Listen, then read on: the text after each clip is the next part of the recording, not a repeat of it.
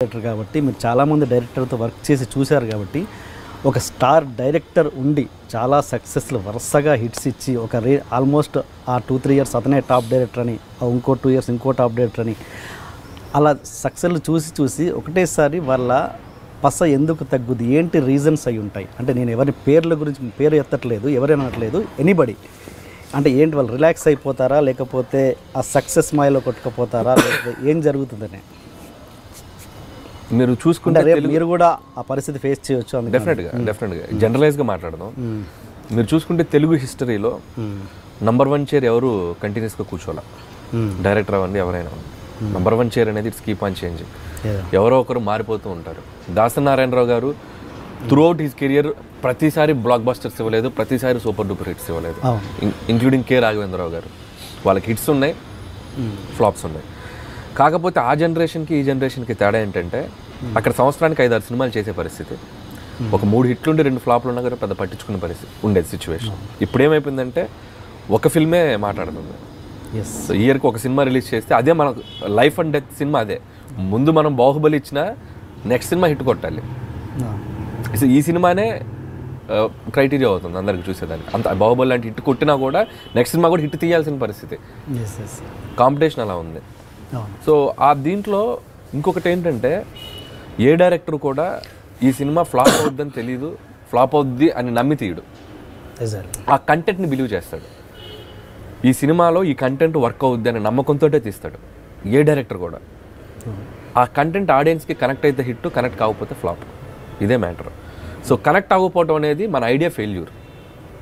అంతేగాని డైరెక్టర్గా ఫెయిల్ కాదు మేబీ ఇదే డైరెక్టర్ ఇంకోసారి ఇంకో హిట్ కొట్టచ్చు ఛాన్సెస్ ఉన్నాయి అలా చాలాసార్లు ప్రూవ్ చేసుకున్న సందర్భాలు కూడా ఉన్నాయి 4 ఫ్లాప్లు ఇచ్చి 5 ఫ్లాప్లు ఇచ్చి ఇక ఈ డైరెక్టర్ లేడు అనుకున్నా కూడా డైరెక్టర్ కంబ్యాక్ చేసిన సందర్భాలు కూడా ఉన్నాయి విజయభాస్కర్ గారు పెద్ద ఉదాహరణ యా సో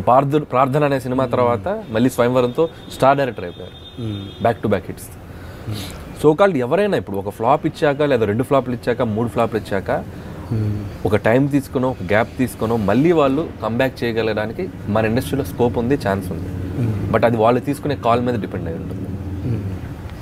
అంటే ఈవెన్ ప్రొడ్యూసర్స్ కూడా అలాంటి అంటే సక్సెస్సే ఇదిగా తీసుకుంటారు కదా అలా ఎన్ని అంటే మామూలుగా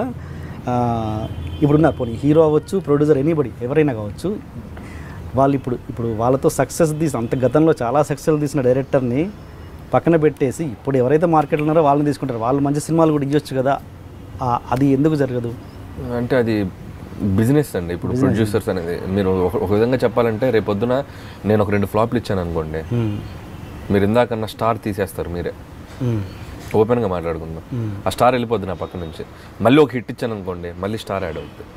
ఈ క్లారిటీ మనకు ఉండాలి సో నేను అందుకే నన్ను చాలామంది పెద్ద డైరెక్టర్ అయిపోయారు ఎవరెవరో చాలామంది సినిమా రిలీజ్ అయ్యాకంటే నేను నా గ్రౌండ్ మీదే ఉన్నాను ఐ నో ఇక్కడ ఎప్పుడైనా సిచ్యువేషన్ అనేది ఎలాగైనా మారచ్చు మనం చేయాల్సింది హార్డ్ వర్క్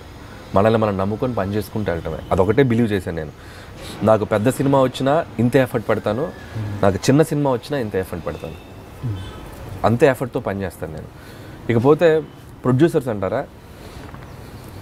వాళ్ళు ఒక ప్రాజెక్ట్ తీసేది ₹1 మిగలటానికి ఆ రూపాయి మిగలటానికి ఎలాంటి కాంబినేషన్స్ ఉంటే మార్కెట్లో ఆ ప్రొడక్ట్ అమ్ముడుపోద్ది అనేది లెక్కేసుకుంటారు ఫస్ట్ ఆఫ్ ఆల్ సో కొంతమంది ప్రొడ్యూసర్స్ మాత్రం స్క్రిప్ట్ని నమ్మి అతనికి ఫ్లాప్లు ఉన్నా కూడా డైరెక్టర్ని ఎంకరేజ్ చేసిన సందర్భాలు బోల్డ్ ఉన్నాయి అలా చేసే వాళ్ళు కూడా ఉన్నారు సో దానికి ధైర్యం ఉండాలి దానికి ఒక ప్రాపర్ ప్రొడక్షన్ హౌస్ ఉండాలి ఒక ప్రాపర్ ప్రొడక్షన్ హౌస్ ఉంటే అంటే ఈ సినిమా కొంచెం అటు ఇటు అయినా ఈ బ్యానర్ తట్టుకోగలదు అనుకున్నప్పుడు they can do experiments so అలా చాలా సందర్భాలు ప్రూవ్ చేసిన వాళ్ళు కూడా ఉన్నారు సో కాబట్టి సిచ్యువేషన్ బట్టి మారుతూ ఉంటుంది